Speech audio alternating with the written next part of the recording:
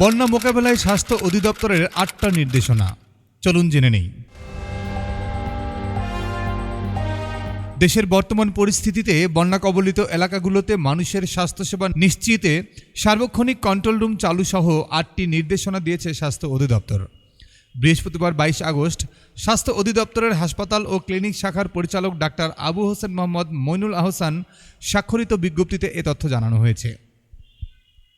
এতে উল্লেখ করা হয়, সম্প্রতি বন্যা কবলিত এলাকায় নিম্নলিখিত নির্দেশনাগুলো প্রতিপালনের জন্য নির্দেশক্রমে অনুরোধ করা হলো।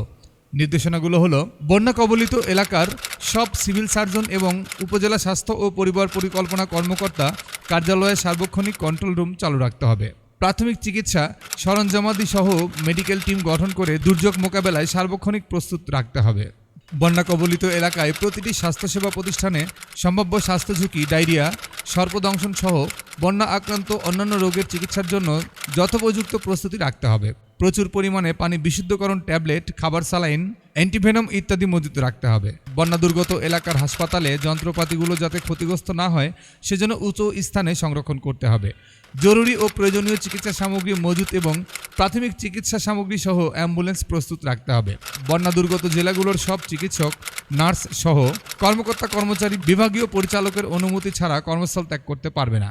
স্বাস্থ্য অধিদপ্তরের কন্ট্রোল রুমের সঙ্গে সার্বক্ষণিক যোগাযোগের জন্য বন্যা দুর্গত এলাকার সিভিল সার্জন এবং উপজেলা স্বাস্থ্য ও পরিবার পরিকল্পনা কর্মকর্তাকে অনুরোধ করা হলো। বন্যা মোকাবেলায় স্থানীয় প্রশাসনের এবং দুর্যোগ ব্যবস্থাপনা বিভাগে গঠিত কন্ট্রোল রুমের সঙ্গে সার্বক্ষণিক সমন্বয় ও যোগাযোগ রাখতে হবে। এতে যথাযথ কর্তৃপক্ষের অনুমোদন রয়েছে বলেও জানানো হয়েছে।